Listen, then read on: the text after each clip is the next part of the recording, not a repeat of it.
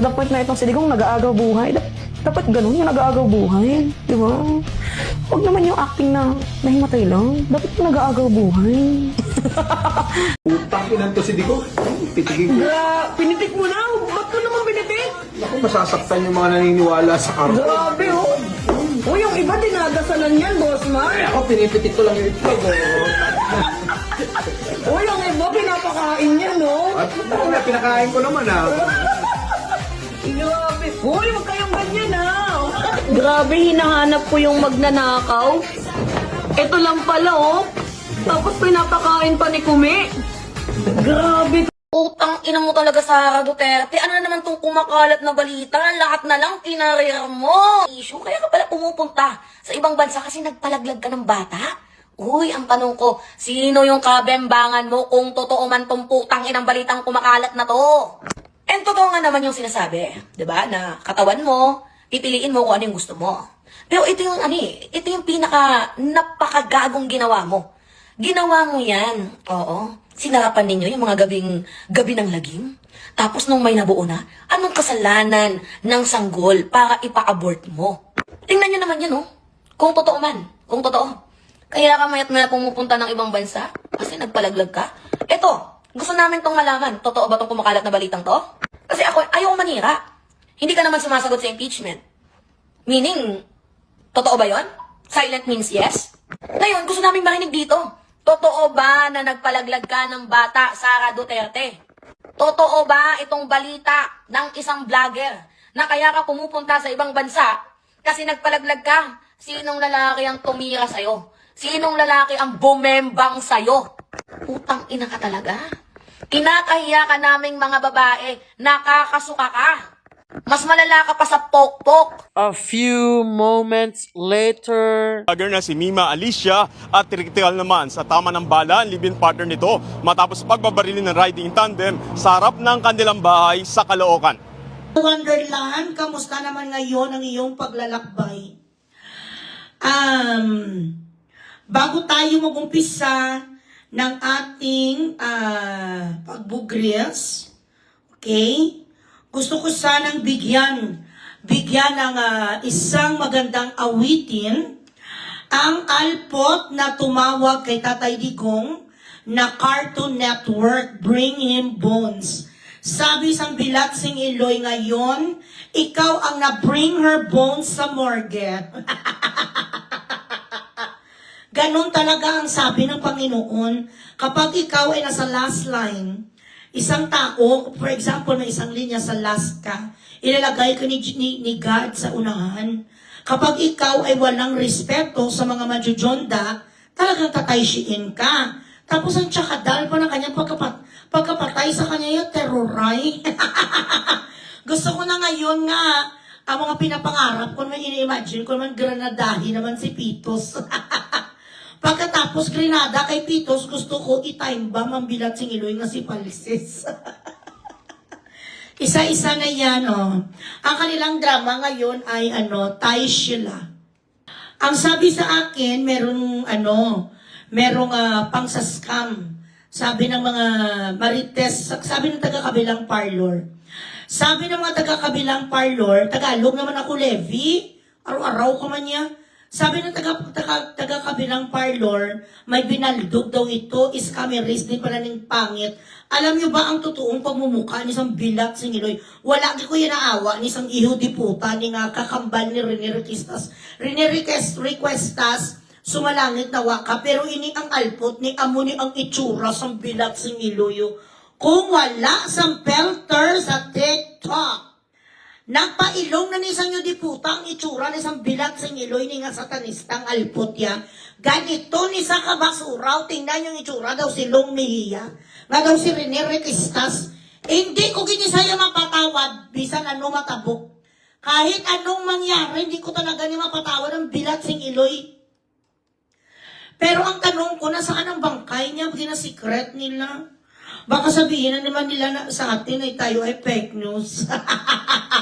Tay Sheila, si Alicia Kaplo. Nasaan na ba kasi ang kanyang Nasaan na ba ang kanyang bangkay? Gusto ko sana mapapicture. Gusto ko sa picture sa bangka. Grabe ni sila ka mga walang hiya. Magbaboy sa pangalan ni Tatay Digong, sa legacy ni Tatay Digong.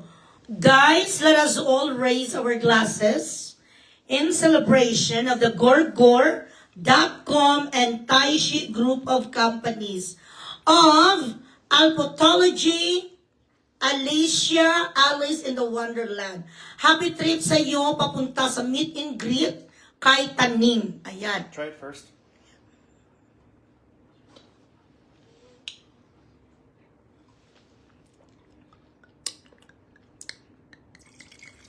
Okay, tama na baby. Thank you so much. Okay guys, let us raise our glass in celebration.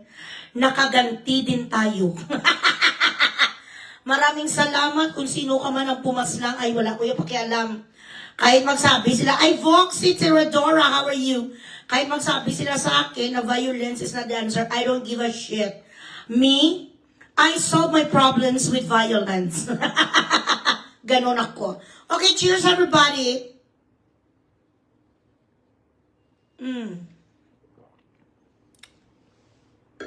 Babab. Maraming salamat sa nagtaishi sa Alpot. May ano daw sila, nagkaunsehan. May mga transaksyon yata sa mga buy and sell. So, most likely, ang mga buy and sell katulad nito sa itsura ni nga daw si Wamos, siguro may inunsi ang bilat sing iloy nga droga. Hindi ka naman kakatayin ng ganun kung hindi droga, correct? Nagano lang niya sila, wala man yung mga talent, wala man yung mga...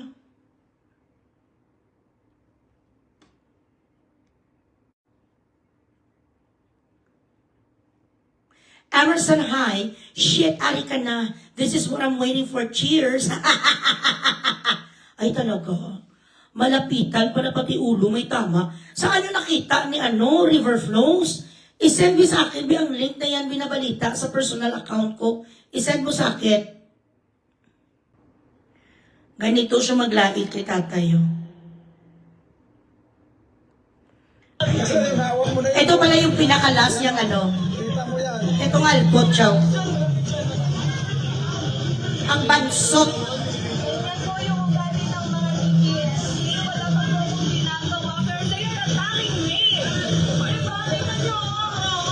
You are provoking. You are provoking, miss. Oh, sino yun, te? You are provoking. Tahimik sila. Tahimik.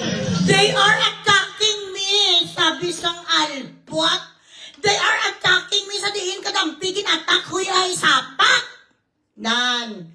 Yan ang nangyayari kapag sinungaling ka, kapag bilat sing iloy ka, yan ang nangyayari. Wala naman sa may nag-a-attack sa kanya. Umaarte na ng iho di puta ni, bakit wala ang lahat? Wala nga mga gasol ang size, no? Mga kapatiran ni Dagol, wala puro lahat ng mga iho di puta. Ang mga size 3'11", ito ang mga buisit ng mga nagapangbaris, ang mga nagatahimik. Ngayon na saan ka? They are mga didiyaso. Hindi ko naman sila inaano. They are provoking me. Sabi sa Alpot, saan ka ngayon? Bring her bones. Ganito siya, oh. Ano naman kung kumakalat na balita, lahat na lang kinaraya. Filter na lang, filter. Ang ina ba naman mga minangal? Imagine nai-issue ka na sa pagnanakaw. Kaya ka nga nai-impeach. Bilat, sige. Nai-issue ka pa sa panggagancho, pagta-travel, gamit ang pondo ng bayan. Mayroon ka pang tinatawag na tukhang-tukhang. Ngayon, ano tong kumakalat na issue? Kaya ka pala pumupunta sa ibang bansa kasi nagpalaglag ka ng bata. Bilat, sige, layo di puta. Sino ang nagsabi sa'yo, bulang kristal? Nagpalaglag ng bata, you di puta. She lies as she goes along. Pag nakikita nila nga mababa ang mga views sa mga video sa mga iyo di puta, magawa-gawa sila sang kwento. Eh saan nga yun? Hindi ka lang yun in-abort, dahil. Hindi ka lang in-abort, hindi lang pagpatay sa iyo, isa, dalawa, kaputok. Pinutukan ka talaga ng ilang beses, yung nagbaril sa iyo, galit na galit, bilat sing iloy. Hindi ka lang Alpot ang diputa, ang bakakon, kang bilat sing iloy mo, kawatan ka pa. May isa kanina, ito mo sinutugani ang nagkuhan man. Palaglag ka ng bata. Palaglag sa bata, iuta mo, ikaw dapat ang nilaglag ng nanay mo. Nung nasa sinapupunan ka pa lang o paglabas mo sana sa mundo, sinakal ka na sa nanay mo, ang alpot kang butigon ka. Okay lang naman na kung may political opinion ka, that's alright. Okay lang naman na kung may diretsyo ka kung ayaw mo sa patakaran ng metal fist ni Tatay Digong. No problem, but for you, na magawa-gawa ka sa istorya, pati hindi pa ito gani, ano na sa gani ang page nga truth, Truth ano ni gani man? BBM vlogger, hindi na siya vlogger, she wasn't. A vlogger is somebody that has sense. Someone that could actually influence people and someone who has an impact. Someone who knows how to blend the truth, how to blend, humor, and actually relatable. Pangit na ni magsalitang diputa, do parehas sila magsalita. No offense lang ha. Pero kapag may mga babae, kasi kapag bumuka ang kanilang bibig, ang pangit talaga. Katulad ng sino na gani, ang gabenta din sabon na si Rosalie. Sino ang pangalan niya na gani? Ang gabenta sabon, lang ako, graduate, sa kano graduate, kundi puta, the moment they open their fucking mouths, they do not have, a really good diction that you could admire, Sadali. Basta meron silang video, nga ginapitik-pitik nila